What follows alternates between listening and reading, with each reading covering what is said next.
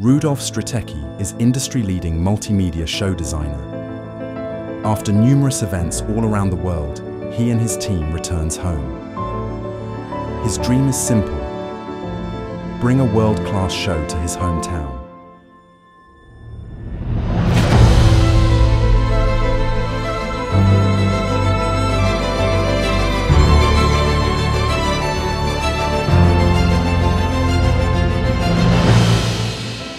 South Bohemian region hosted the Youth Olympic Games in Czech Republic. To gain attention for the main ceremony, we organized a smaller event a few days before. We made the biggest live Olympic circles in the country. Ta sledovanost tohohle byla jako naprosto rekordní a byl to klíčový moment, kdy najednou se ta událost stala tématem toho období. Jsme v tu chvíli začali skutečně jako Jižní Čechy žít olympiádou. Now that Olympic Games was on everyone's mind, it was time for the big event. The director of the whole show is Rudolf Stratecki, who has been in the business for over 25 years.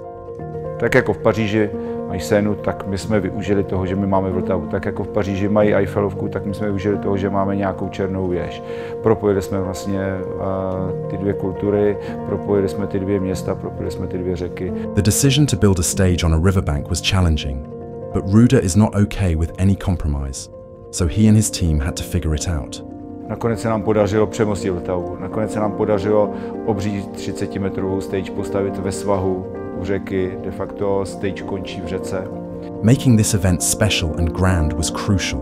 Many athletes who won Olympic medals started their journey competing in the Youth Olympic Games.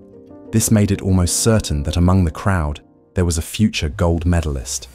V tom ceremoniálu bylo úžasně vymyšlené zapálení toho ohně, ať už předání vlastně flyboardisty, který vlastně přiletěl z té hladiny Vltavy a předával tu pochodeň Evě Samkové a ono potom zapalovala oheň, kdy ten efekt zapálení, vlastně poskládání toho antického chrámu působil velmi impozantně. Pro mě je hrozně důležitý, jak se s jednotlivýma nástrojema pracuje, s jednotlivýma vyprávěcíma nástrojema.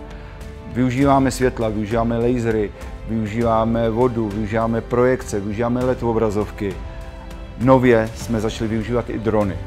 Ale je hrozně důležitý, jakým způsobem jsou pospojovaný a jakým způsobem s nimi vyprávíme. When the sun set, all eyes were on the multimedia show that Ruda and his team had spent 6 months creating. The show began calmly and transitioned into an epic performance. A unique element was the performance by the Austrian group Zucchero, which combines acrobatics by both children and adults. Ruda wanted some part of the show to take part on the river, but Vltava is too low to allow the performance to take place directly on it. A proto mě napadl jeden krásný bod, že když nemůžou diváci koukat na řeku, tak my jim tu řeku přiblížíme, že jim ji zvedneme. Já jsem to nazval jako bod, kdy zvedáme řeku z koryta. 200 firefighters actually lifted the river into the air and created a 150-meter wide water wall onto which a laser show was projected. This was followed by a drone display that highlighted further parallels between Paris and the Czech Republic. The event concluded with breathtaking acrobatics performed 58 meters above the ground. Já se snažím do každé show tu myšlenku vnést, když se mi to podaří, tak je to ten úspěch, který je pro mě hrozně důležitý. Že se ti podaří přenést tu emoci na toho diváka, že cítíš, máš ten feeling, cítíš tu interakci, cítíš toho diváka, že reaguje na ty obrazy, že to pochopil, že ten divák de facto cítí to, co ty do té show se snažíš dostávat. My většinou jsme za tím projektem schovaný. My nejsme ty, o kterých to je. Tohle nebylo o nás. To bylo o těch sportovcích, o té olympiádě, o tom kraji. Já myslím, že České Budějovice v tomhle eventu zažili něco, co se nejen tady, ale v České republice nezažívá často a za mě ta událost byla teda excelentně udělaná. Strašně důležité to dělat jako rovně, upřímně, bez patosu, bez nějakých kudrlinek. Prostě jít jakoby k jádru věci a když to tam je a vy to myslíte upřímně a dáte to do toho, tak pak je šance, že to publikum vám to vrátí zpátky, protože oni to tam cítí. A když si na to jenom hrajete, tak to tam prostě není.